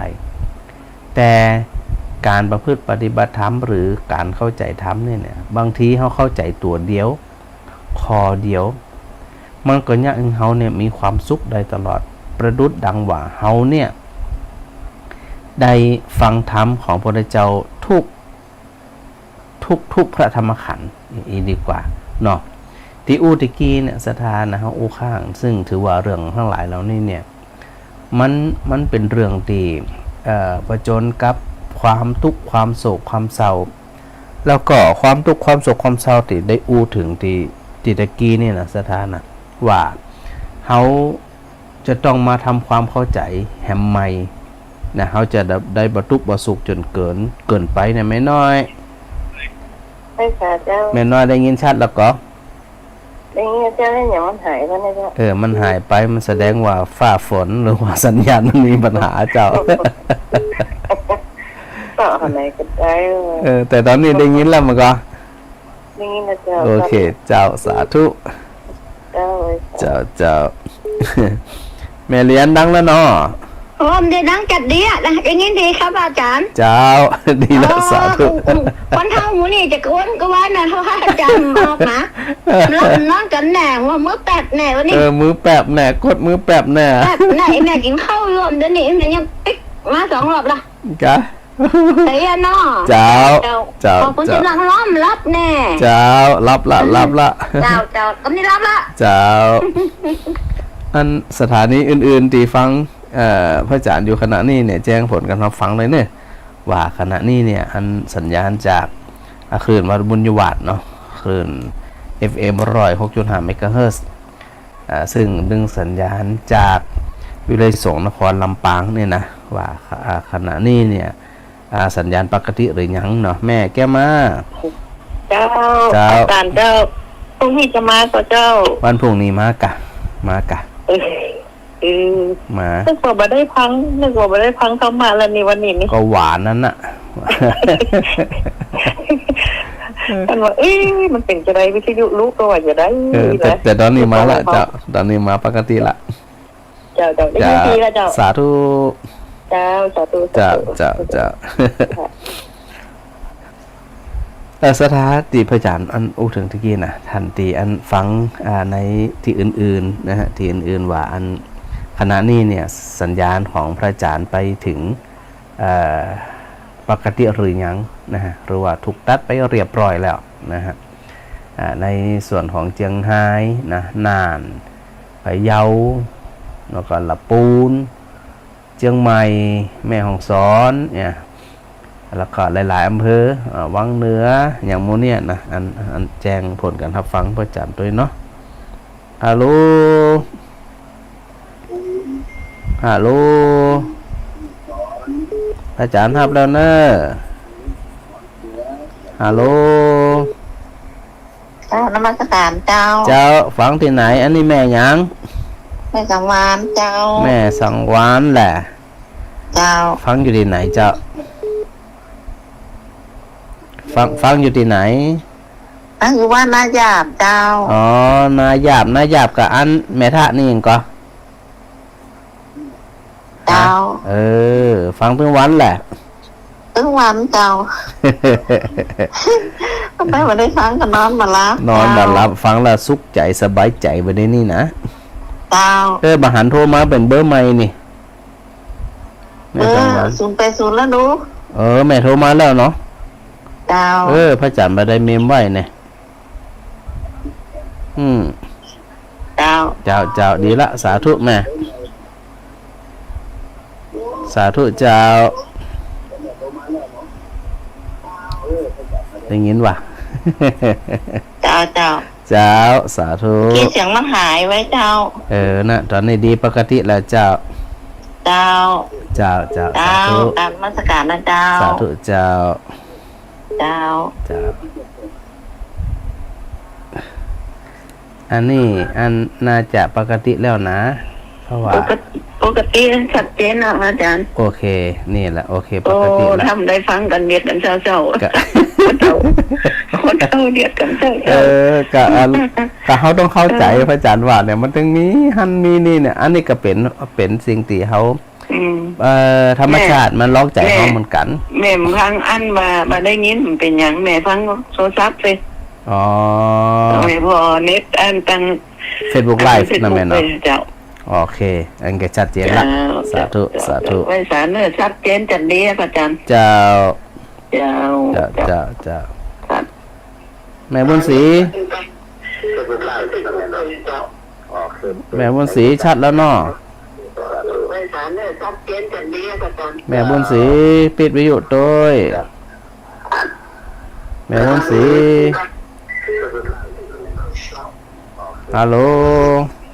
ไว้สารเจ้าได้ยินชัดแล้วกะแม่ได้ว่าจมได้ฟังกันแน่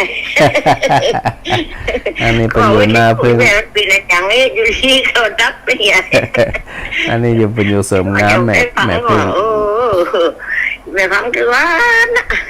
ดีละสาธุเจ้าแม่สาธุ เจ้าส่วนสถานีอื่นที่ฟังอยู่พระอาจารย์อยู่นี่นะบ่แน่ใจว่าได้ยินหรือไม่เนาะที่พระอาจารย์อุตกี้ว่าบอกว่าจะเป็นเชียงใหม่ลำพูนเชียงใหม่ลำพูนหรือตรงใดก็ตามมานะที่อันฟังรายการของพระอาจารย์ทุกวันอังคารเนี่ยตอนนี้คณะได้ยินหนุ่มว่าแม่บวกคลี่จุดหลวงแม่นึกว่าไม่ได้ฟังไปวิทยุประจุน้ำมันไปขึ้นได้ก็อันนี้แก้ใดอีแม่ว่ายิงหน้าฝนนี่เองเนาะโอ้ยจุ่มหน้าเม็ดแล้วฮันน่ะเนาะก็เลยว่าบาโทเจียหนาอันวันนี้ยันอยากจุ่มเป็นโฮมานักเนาะสงสัยสถานีอื่นๆถ้าจะถูกตัดไปเรียบร้อยแล้วเพราะว่าอันยังแบบมีไผหันโทรมานอกจากอันกลุ่มโมตีฟังคลื่น106.5อยู่เจ้าแม่ก็ว่าเป็นกำลังใจให้สาธุอยากโทรทุกวันสาธุเจ้าสาธุได้แก่งอกมามอดเนาะสาธุเจ้านอนมารับมาเลยเนาะได้เลยสาธุแม่เจ้ายังติว่าที่พระอาจารย์ว่านั่นนะอันพอมันมีปัญหาก็เลยบันแน่ใจว่าสัญญาณที่เชื่อมไป8จังหวัดภาคเหนือนั่นนะมันยังเชื่อมอยู่กอเองเนี่ย ซึ่งพระอาจารย์บอกสามารถที่จะฟังได้นะว่ามันดังกับบ่ดังอีนี่เนาะฮัลโหลฮัลโหลฮัลโหลแม่ยังตะกี้ฟังมันนั้นน่ะอันที่หูพระอาจารย์นั้น เจ้า มันยังมาเสียงมันยังก็หายไปเหรอฮะ ตอนนี้มาแล้วกะตอนนี้มาก่อนแม่ฮัลโหล โหลเจ้า เจ้าแม่หยังนี่แม่หยัง แม่ทองเมืองฝางไปเจ้า เอาเมืองฝางตอนนี้ดังเลยยังวิทยุอ่ะ อันนี้ค่ะ แม่ท้องอันเมืองฝางวิทยุดังยัง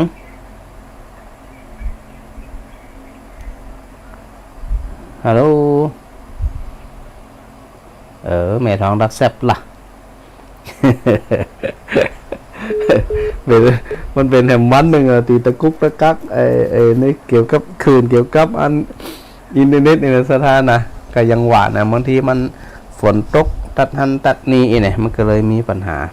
ก็เลยอยากจะอันถามสถาติฟังในส่วนของพระอาจารย์ทุกวันอังคารนี่นะไม่ว่าจะในคลื่นสีขาวคลื่นยังต่างๆที่สถาฟังอยู่เนี่ยจากหน้าจากแปะจากจังไห้เนาะไผ่เงาเงาแม่เหมาะนะแล้วก็หลับปนเชียงใหม่แม่ของสอนตั้งเจห่มบันแปนวังเหนือเมืองปานเนี่ยนะขณะนี้เนี่ยบ่มั่นใจว่าอันได้เชื่อมสัญญาณปกติหรือไม่เนาะเพราะว่าสถานีอันเปิดได้โทรมาเนี่ยก็ถือว่าเป็นส่วนของฟังจากคลื่น106.5 เมกะเฮิรตซ์ต่ออันอาจจะได้ก็หวานกำนะสถานะถ้าไผ่ฟังอยู่จะได้ก็จะไปลืมแจ้งการรับฟังของพระอาจารย์โดยกลับไปตะกี้นะเรื่องนี้นี่ถือว่าจริงๆเนี่ยเป็นเรื่องที่ถ้าสำคัญก็สำคัญ แต่ถ้าในเรื่องของอันพระอริยบุคคลเนี่ยเปิ่นมองเป็นเรื่องปกติเจ้าเปิ่นมองมหันต์เป็นเรื่องสำคัญอย่างเลยเรื่องการเกิดการตายการพลัดพรากการพบปะการให้การหุยการหัวเราะไขหัวอย่างมูนี่นะมูนี่เปิ่นถือว่าเป็นเรื่องปกติเลยเพราะว่าจะได้มันเป็นธรรมชาติของคนเนาะธรรมชาติของคนที่อันมีเกิดมีตายมีสุขมีทุกข์อย่างที่บอกพระอาจารย์ได้อูอยู่เสมอว่าในส่วนของโลกธรรมนั่นนะมีลาภเสริมลาภมีสุขมีทุกข์อย่างเอี้ยนะมันก็จะเป็นอันวนเวียนอยู่ที่โดยตลอดอยู่เหมือนกันพอมันวนเวียนอยู่ที่เนี่ยทางเข้าใจที่แล้วจะไปทุกข์โศกกับมันเกินไปซะท่าอย่างที่พระอาจารย์อูตะกี้ว่าเขาทุกข์ไปแล้วเขาเศร้าโศกไปแล้วเขาเสียใจไปแล้วสิ่งที่เขาเสียไปคนในเขาเสียไปยังฟื้นมากับฟื้นเปิ้นห้องว่าเขาเนี่ยเสียหลายต่อนะเสียหลายต่อพอเสียหลายต่อแล้วเนี่ยมันก็จะเนี่ยคือเขาทั้งหลายเนี่ยขาดทุนกำไรชีวิตของเขาเพราะว่าการที่เขาจะเกิดมาเข้ามีความสุขความทุกข์โดยปกติแล้วเนี่ยมันก็จะบ่มี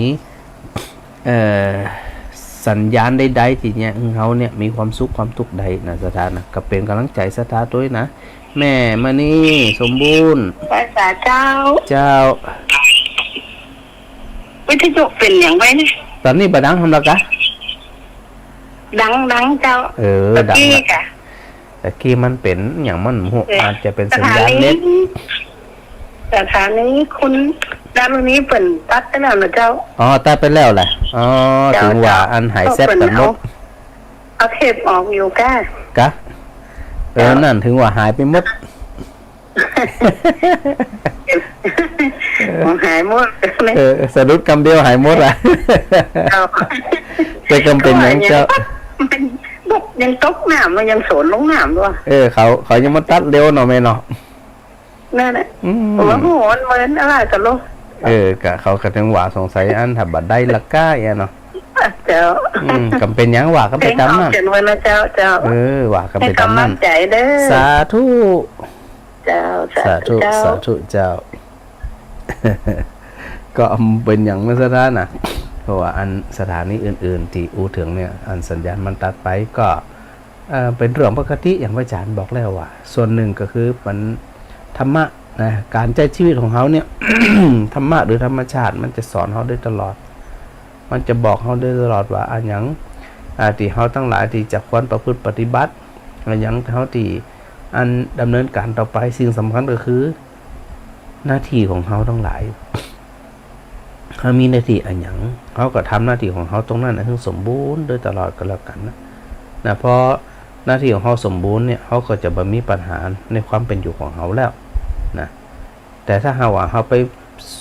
ปตุกไปโศกไปเศร้าไปกังวลไปอะไรอย่างเนี้ยมันไม่ใจวิถีของชาวพุทธที่หู้จักธรรมะนะพอเขาคิดที่อีได้แล้วเนี่ยเขาก็ถอนสิ่งที่เขากำลังตุกโศกอยู่นั่นน่ะออกไว้เหียออกจากใจเหมือนกับที่พระพุทธเจ้าทรงตรัสไว้คนที่จะถูกลูกศรยิงมาถูกอกนี่นะโดยคนต่อไปเนี่ยก็จะไปมองถึงว่าใครเป็นคนยิงจะได้ถึงตรงยิงมันก็มันยิงอย่างนี้นะเพราะอย่างมันก็แต่พระพุทธเจ้าก็ตรัสว่าตรัสว่าหน้าที่ของเธอขณะนี้เนี่ยนะเพราะอย่างเพราะขณะนี้เนี่ยความทุกข์เกิดตีไหนเกิดตีลูกศรมันมาปักอกมันเจ็บมันเป็นแผลถ้าเธอไปควานหามาหาหมอเตื้อบพาตัดออกเตื้อมันก็ต้องหู้ก่อนว่าใครเป็นคนยิงเนี่ยอย่างยิงมาจากไหนยิงด้วยลูกศรอันอย่างมันอาบยาพิษกระบะอาบโต้ยสหาตายก่อนก็จะตายก่อนฮะแต่พระพุทธเจ้าตรัสตรงบอกตรงว่าสถาเฮ้ยความทุกข์มันเกิดจากอย่างขณะนี้เธอถูกลูกศรยิงปักอกเธออยู่เนี่ยหน้าที่แรกของเธอที่เธอจะต้องทำคือหาวิธีการเอาลูกศรที่มันปักอกออกก่อนเยียวยาก่อนรักษาก่อนถ้าเข้าใจที่นะความทุกข์ความโศกก็เช่นเดียวกันมันก็ขึ้นอยู่กับว่าเวลามันความทุกข์มันเกิดขึ้นเนี่ยมันเกิดขึ้นจากใจเฮาสถามันก็แต่ถ้าเขาไปคว้านหาอย่างสถาญาติโยมถามหาโหยหาเนี่ยว่าเป็นจะได้ถึงจะต้องคนนั้นตายคนนี้ตายมันมีไผไหวขึ้นไผสักคนกะซึ่งเป็นดีเจ้าที่เปลืองได้อีเนี่ยส่วนมากเขาจะไปหาว่าเป็นกรรมเป็นเวรเป็นนู่นเป็นนี่พระพุทธเจ้าว่ามันตกฟรีแต่การจากไปการอันพลัดพรากไปนั่นความทุกข์ไม่ได้เกิดจากสิ่งที่พลัดพรากความทุกข์ใจมันเกิดอยู่จากใจพอมันเกิดอยู่ตีใจแล้วสถาก็ตะล่อมง่ายขึ้นละสถาง่ายขึ้นเลยว่าโอ้คาหูละว่าที่ข้าทุกตึงวันเนี่ยข้าเป็นคนสร้างขึ้นมาเองนี่ว่าเนี่ยก็ข้าเป็นคนสร้างขึ้นมาเนี่ยนะมันอยู่จากใจเขานี่นะเนี่ยโอ้ต่อไปนี่เซตข้าละข้าจะบรรทุกบรรโศกบรรเศร้าบรรพันอย่างหำละนะเหมือนกับพระพุทธเจ้าที่พระจันทร์ในอุไว้วันก่อนว่านางปตาจาราได้อุไว้มันก็ว่าอัน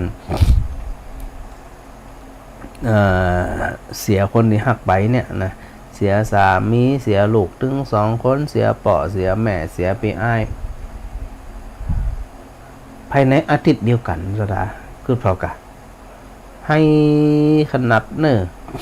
เป็นให้เป็นหุยเป็นสะอึกสะอื้นไปหาพระพุทธเจ้ามันก็พระพุทธเจ้าก็ตัดเปรียบเฉยๆพระพักหรือใบหน้าพระองค์เฉยมากเลยตัดเพียงแค่ว่าน้ำตาที่ไหลออกจากตาของเธอเนี่ยอันเกิดจากการพลัดพรากเสียอกเสียใจนี่นะถ้าหากมารวมกันหมายถึงของเธอเนี่ยนะเพราะว่าเธอเวียนว่ายตายเกิดมาหมื่นจาดแสนจาดล้านจาดเนี่ยเธอเคยประสบกับสิ่งที่อันเสียใจเศร้าใจและน้ำตาไหลมาตลอดนี่นะหากมารวมกันหนักกว่าน้ำในมหาสมุทรเธอจะเอาน้ำตาอันนั้นนี่ของเธอเนี่ยไปห่มไป ไปเติมเห็นกะ ราะว่าที่ผ่านมาเนี่ยเธอก็เติมมาหนักแล้วหยุดเติมเถอะเสียเวลาพอนางได้สติปุ๊บโอ้แต่รู้หาเขาเนี่ยเป็นให้เป็นหุยเสียอกเสียใจอันเกิดจากคนที่เขาหักพัดพรากไปจากไปเสียไปตายไปเนี่ยสุดแล้วคนตายเผลอๆคนตายนั่นเขาไปสู่ภพภูมิที่ดีแล้วบ่ไหวแล้วบ่คุ้มแล้วฮะเขาจะไปเศร้าโศกเสียใจอีกแล้วบ่คุ้มแล้วฮะเป็นยังเขาสามารถที่จะอยู่คนเดียวเขาก็ได้รู้อีกมันก็เขาสามารถที่จะอยู่คนเดียวเขาก็ได้นะอีกมันก็พอเขาคิดได้จีเนี่ยมันยังจิตใจเข้มแข็งแล้วก็พระพุทธเจ้าตรัสอยู่เสมอว่าสิ่งที่เป็นที่พึ่งพิงของเธอใดพระพุทธพระธรรมพระอริยสงฆ์พระพุทธพระธรรมพระอริยสงฆ์สถาสังเกตบอกก็ว่าพระพุทธเจ้าเนี่ยนะเป็นที่จังที่พึ่งของเขาจะได้พระองค์เนี่ยได้สละถึงชีวิตถึงสปันของพระองค์เนี่ยนับหนาจาปานได้เสียสละเพื่อที่จะตรัสรู้มาสั่งสอนกับหมู่เฮาทั้งหลายเจริญพรลุงพลเดี๋ยวนั่น หายไปเรียบร้อยละนะอันพอเป็นที่เนี่ยคือเฮาวางไว้ว่าอันมาได้การละนะเขาเอาพระพุทธพระธรรมพระสงฆ์เป็นที่จังที่เปิงอย่างพระธรรมสถาอันปออกไม่ออกทั้งหลายฟังเถอะนะฟังครูบาอาจารย์ที่ได้สติธรรมได้คติธรรมและโดยเฉพาะในส่วนของปัญหาธรรมทั้งหลายเวลาสถามีปัญหาจะอันจีเนี่ยสถาก็พยายามเอาไปคิดพิจารณาแล้วก็เวลาที่เขามีปัญหาสถาจะสวดมนต์ก็ได้นะสวดมนต์บทใดบทหนึ่งที่สวดได้แล้วก็พยายามเจริญสมาธิเจริญสติของตัวเองมันนะสถานะเพราะว่าโดยทั่วไปเนี่ยเวลาเขาทุกข์เขาโศกนะมันมาจากจิตของเขาไปรับอารมณ์ภายนอกมามันกวัดแกว่งมันฟุ้งซ่านมันพล่านไปรับอารมณ์ภายนอกมันกับบสุกกะลุงพลไปแค่อาจารย์ครับอาจารย์ต้นไม้มันตายแล้วครับมันยังไม่ม้อยให้กันนั่นน่ะสัตว์กับมันกันแล้วต้นไม้แบบนี้ต้นไม้มันมีชีวิตชีวามันยังมีแก่ไม่ตายว่าอาจารย์กะอันหมาไอ้แมวนกมันกำจะให้หากันหรอมันยังง้อมันนั้นมันมีชีวิตแต่มันยังคิดถึงอยู่กันนะอาจารย์ก็มาหมามันให้หนังหอยมันมีชีวิตชีวามันยังแก่มันยังตายว่าอาจารย์กับมีกะมันมีชีวิตของมันนั่นน่ะมันน้อยมันใหญ่ถ้ามันมีชีวิตมันใหญ่น่ะแต่ปัญหาก็คือมันมาให้มันรู้ต่อแล้วก็มันเป็นธรรมดาต้นไม้มันมีชีวิตชีวามันก็แก่มันก็ตายถูกต้องมันได้ทำบาปทำกรรมมันอย่างมากแม่นแล้วก็มันเป็นมันก็เป็นธรรมดาไม่ได้น่าคิดอยู่ลึกๆอย่างนี้อาจารย์ถูกต้องมันใช้วิโสอย่างชักอย่างเราถูกต้องเลยพอผู้คนที่ใช่สังเกตแต่อาจารย์ไอ้กระต้นไม้มันมีชีวิตมันทำบาปทำกรรมมันก็แก่มันก็ตายของมันนั่นเองเป็นไปตามเป็นห้อว่าเป็นไปตามอันก็วัฏจักรของมันนะจ๊ะเนาะเนาะมันเป็นธรรมชาติอย่างเงี้ยพระอาจารย์เนาะมันเป็นธรรมชาติมันเป็นมาของมันอย่างนั้นแหละเป็นของมันอย่างนั้นเนาะประเด็นสำคัญที่กำลังจนกันเนี่ยก็คือว่าถ้าหากว่าเขาเข้าใจความจริงนะเขาก็จะถอนความทุกข์ความโศกได้ไปพร้อมแม่นนะแล้วก็กว่าจะถอนได้นี่มันได้ง่ายแต่อาศัยวันเวลาตัวอาศัยความเข้าใจตัวต้องปฏิบัติต้องเรียกว่ามันต้องบอกจะฝึกอ่ะมันจะไม่ได้บอกฝึกจิตแต่ว่าอาจารย์เนาะต้องฝึกแล้วฝึกแหมฝึกแต่เดียวมันจะง่ายนะบอกว่านี่ง่ายจะปัญหามันสารพัดสารเพนะ อู้นี่อู้ได้แต่ทำนี่เนี่ยขนาดว่าอาจารย์เนาะ ถูกต้องเพราะว่าส ที่ ภาวะ พอพิจารณาตัวเก่านี่มาหันดูจิตตัวเก่าก็ได้กับพระได้กับเป็นมารได้กับใจดีได้กับใจกด นั่นแหละอยู่ในตัวเดียวกันนี่กะ มันนับภาษาอย่างนั้นถ้าหูอย่างนี้เราจะปรุงจะเป่าวางได้เบาได้หรอพระอาจารย์ใช่ก็ มันก็ต้องฝึกมันลุงพลฝึกมันถ้ามันเนี่ยมันมาถึง30 กว่าปีตึกที่แล้ว นั่นแหละมันดื้มป๊อดอ่ะ มันจะง่ายๆนะ มันทำหลายภพหลายชาติทำอยู่ ว่าจะอันนี้มันกินมันมาก่อนพระพุทธเจ้ามากินมือปีพระอาจารย์มนุษย์เนี่ยจะบอก ต้อง พระเจ้าไปบังเกิดวันมา2 แค่ 2,000 กว่าปีมาได้ มันสมัยอาภัสราพรหม มัน น่ะ ได้เกิดที่ว่ากินพวกกินชาติแล้วเนาะ แม่นหลายภพหลายชาติ ครับผมวันนี้สบายใจเนอะ สาธุเป็นกำลังใจกันสาธุลุงพลก็เป็นแฮมทันหนึ่งนะที่อันได้ให้กำลังใจศรัทธาญาติโยมทั้งหลายก็อย่างที่ว่าเนี่ยเขาล้มลุกคลุกคลานกันเนาะแต่ก็ดีตรงที่ว่าเขาทั้งหลายเนี่ยเป็นกำลังใจซึ่งกันและกันนะแม่นะอันที่อยู่คนเดียวก็อันอย่างก้านะโลกว่าเป็นไปตามบ่เป็นไปตามมันที่เขาปรารถนาก้านะแต่โดยที่สุดอย่างที่ว่าเนี่ยต่อหึงลูกหึงหลานอยู่จะได้กระจ่างแต่เขาไปหาร้ายเตือละ บางทีเนี่ยเวลาเขาเจ็บเขาป่วยเนาะมันมีไผแบ่งได้นะสตาร์นะเจ็บป่วยปวดจะได้กระจ่างแต่เข้าโรงพยาบาลเนี่ยลูกหลานอันแหวดหน้าแหวดหลังสมมุตินะถามว่ามันจะหายจากอาการเจ็บป่วยนั่นก่อนลูกหลานแหวดหน้าแหวดหลังมันจะเนี่ยหึงบัดตายมันก็บัดใจเพียงแค่มันชโลมใจของเขาว่ามีคนมาดูแลโน่นนี่นั่นแต่ในความเป็นจริงเนี่ยมันแบบมีไผจะดูแลไผไปข้ามภพข้ามชาติได้ล่ะนี่ก็ฮักกันจะได้แป้งกันจะได้กระจ่างมันถึงอยู่ต่อมันถึงอยู่ด้วยกันต่อบัดใดเจริญพร ที่ไหนเจ้าเนี่ย ที่ไหนเจ้าอันนี้ตูเจ้ากำลังออกรายการอยู่เจ้าพระอาจารย์ดร.มหาบวรวิทย์ไผที่ไหนตั้งใด ไม่ใช่อันท่านอาจารย์ที่ลำปางไหนกันเจ้า แม่นเจ้าแม่นแม่ฟังอยู่ที่ไหนแม่หยัง อ๋อเจ้าอันจิปานีอยู่อันฝังไปเจ้า อยู่ฝางกะ เจ้า อันตอนนี้ดังอยู่กับฝางบ่ดังแล้วก็เขาตัดไปแล้วก็ อันมันจะดังอยู่แล้วมันแบบให้เสมอมันคัดข้องไปกรรมมาเจ้า แต่ตอนนี้มีอยู่ก็แม่เสียงพระอาจารย์เนี่ยแม่คนนี้ เดี๋ยวนี้มีอยู่เจ้า แหละแสดงว่าเขากำลังจูนเข้าไปก้า เจ้าสงสัยอยู่ แต่กี้มันคัดข้องทางเทคนิคอย่างอันนึงก็ เจ้า อินเทอร์เน็ตบ่ดังบ่ดี อันนี้แสดงว่าอันเขาเชื่อมสัญญาณขึ้นใหม่ละก้า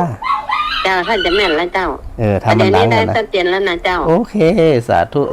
เจ้า สาธุ การไม่สามเลยเจ้า เจ้าเดี๋ยววางจะไปแอลนะแม่เนอฝัง